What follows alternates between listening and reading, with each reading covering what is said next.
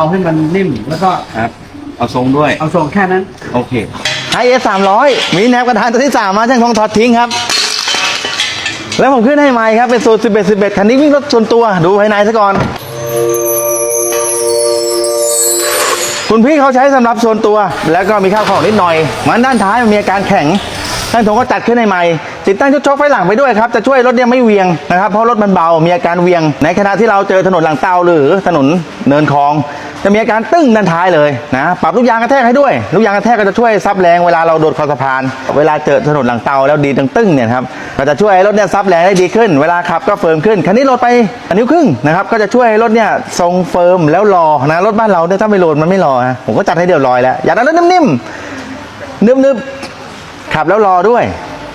มาผมได้เลยช่างธงของ3